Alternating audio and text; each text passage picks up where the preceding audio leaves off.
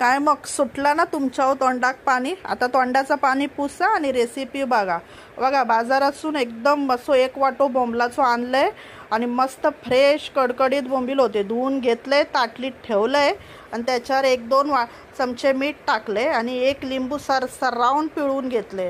आता या जो मीठ आणि लिंबू असा ना मस्तपैकी त्या बोंबलाक चोळून घ्यायचं. काय काय जण म्हणतात हे बोंबील पाट्याखाली ठेवचे, वट्याखाली ठेवचे, काय एक गरज नाही. बघा असं लिंबू पिळलास, मीठ लावलास की पाणी सररावून त्याचा बाहेर निघताला. बघा ताटात असे बोंबील ठेवायचे आणि थोडा कडे उंचवट्यावर जरा ताट ठेवायचा आणि बघा पाणी कसा सररावून 10-15 मिनटं असाच ठेवून द्यावा. 10-15 मिनिटांनी तुमका दाखवते. बघा कसा पाणी रपरपावून त्याचा बाहेर निघताला. बघा आता बघितलास कसा बोंबलाचा पाणी निघाला.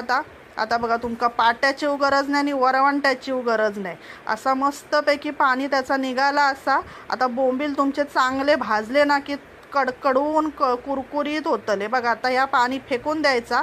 ह्याच्यात आपण जास्तीचा मीठ टाकलो त्यासाठी 1 वाटी पाणी घेतले, त्याच्यावर बोंबलावर टाकले आणि परत एकदा दाबून बोंबील घेतले आणि हे जो बोंबील असा ते का आता मस्तपैकी मसालो तयार करायचो.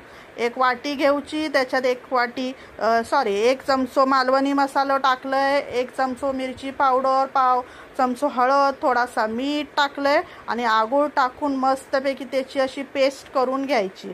बघा लाल भडक मस्तपैकी अशी आता पेस्ट झालेली आहे. बोंबलाक लावूक तयार. आता ह्यो जो सगळं लाली लिपस्टिक असा ती बोंबलाक फासायची, मस्तपैकी रपरपावून सगळ्या बोंबलाक लावायची. वरसून खालसून बोंबील रंगीबेरंगी मेकअप त्याचं छान होऊक वयो. बघा असं मस्तपैकी बोंबलाक लावलंय मसालो आणि रेडी केलंय. आता हे बोंबील तुमचे मस्तपैकी रेडी असतात लग्नाक म्हणजे तळाक.